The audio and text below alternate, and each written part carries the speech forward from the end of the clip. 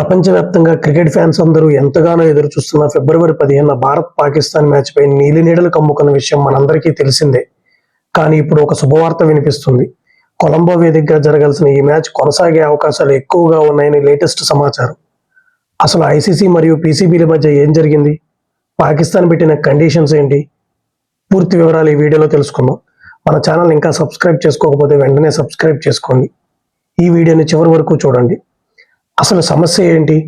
భద్రతా కారణాల దృష్ట్యా భారత్లో ఆడడానికి నిరాకరించిన బంగ్లాదేశ్ను ఐసీసీ టోర్నమెంట్ నుంచి తప్పించింది. బంగ్లాదేశ్కు మద్దతుగా పాకిస్తాన్ కూడా భారత్తో మ్యాచ్ను బహిష్కరిస్తున్నామని ప్రకటించింది. Pakistan board chairman motion Naqvi ICC ద్వంద్వ ప్రమాణాలు పాటిస్తుందని ఆరోపించారు. అయితే ఈ ప్రాబ్లంను బ్రేక్ చేయడానికి ఐసీసీ రంగంలోకి దిగింది.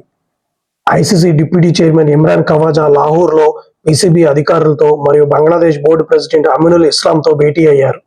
ఈ చర్చల్లో పాకిస్తాన్ కొన్ని కీలక డిమాండ్లు చేసినట్లు తెలుస్తుంది.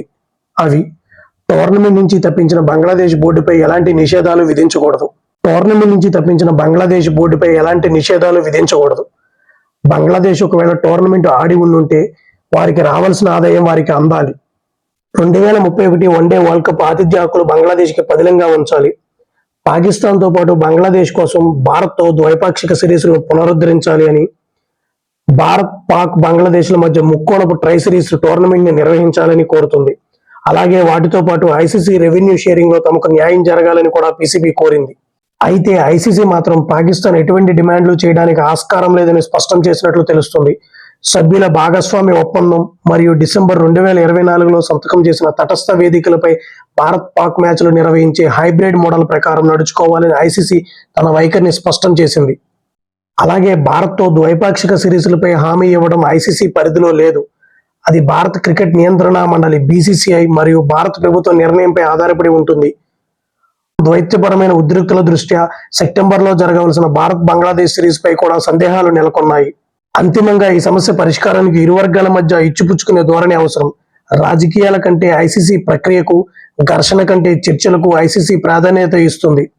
పాకిస్తాన్, బంగ్లాదేశ్ నిపుణుల ఆరోపణలు ఎలా ఉన్నా ఐసీసీ పరిస్థితులకు అనుగుణంగా వ్యవహరిస్తుంది. ఈ సమస్యకు పరిష్కారం లభిస్తే అది కేవలం ఐసీసీ చూపించిన చొరవ వల్లే సాధ్యమవుతుంది. కొలంబోలోని ప్రేమదాస స్టేడియంలో జరగవలసిన ఈ హై వోల్టేజ్ మ్యాచ్ ద్వారా శ్రీలంక క్రికెట్ బోర్డుకి భారీ ఆదాయం వస్తుందని, అలాగే బ్రాడ్కాస్టర్లు, ఇతర వాటాదారులకు కూడా పెద్ద మొత్తంలో నగదు ప్రవాహం ఉంటుందని అంచనా వేశారు.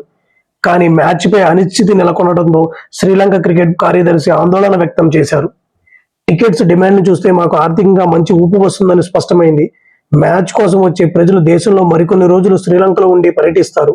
కాబట్టి మ్యాచ్ జరగకపోతే అందరికీ నష్టమే.